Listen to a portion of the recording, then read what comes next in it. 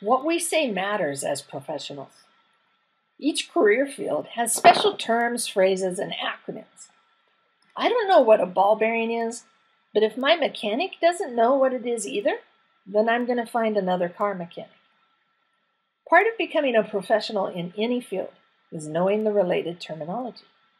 That's true also in TESOL. The textbooks will be difficult and time-consuming to read in the beginning because of all the specialized words. It'll take time to get comfortable with them and to remember the enormous number of acronyms. What did BICS stand for again? Call? Call who? NNEST. Isn't that the study of birds? So take time to study terms and memorize them. At first, it may be difficult to catch the difference between ESL and EFL, especially since the general population, which means anyone who is not a TESOL professional, will use the terms as interchangeable synonyms. ESL refers to English language learning classes held in countries where students can leave the ESL class and will hear English all around them because they're in a native English-speaking country. EFL, English as a foreign language, denotes ELL classes in countries where English is not the primary language. So theoretically, in which situation are learners more likely to be able to practice English outside the classroom? ESL or EFL? ESL, right?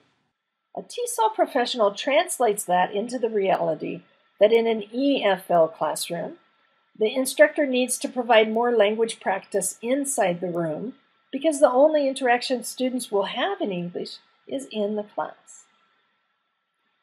Another slightly tricky term is the adult ESL program. How is an adult ESL class different from college credit ESL classes? The non-TESOL professional might think they're the same because college students are considered adult. But in reality, they're very different. ESL classes that give college credit at the end meet strenuous academic standards and hold their students accountable for homework. On the other hand, adult ESL classes also have standards, but they're not very strict, and the instructors often don't give homework assignments because students know they won't get a grade for the class. So even if a homework assignment is given, most of the students are unlikely to do it.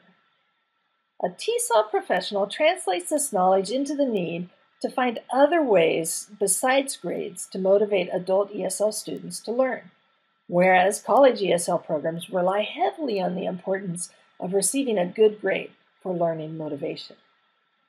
If it sounds like the adult ESL teacher has the harder job, with less pay usually, by the way, that's true.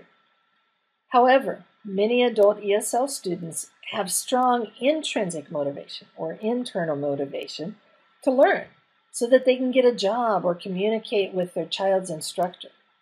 While many college ESL students don't find the extrinsic motivation or external motivation of getting good grades strong enough to keep them interested. Let me finish with this. As a professor, I consider a student ready to be a TESOL professional when they've learned enough of the terminology to write concisely and precisely. They're able to be concise, short, or reasonable length because they are precise with their terms, meaning that they choose exactly the right word to communicate what they want.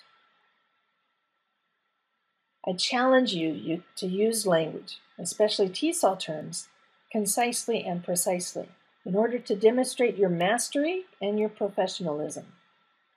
What we say matters.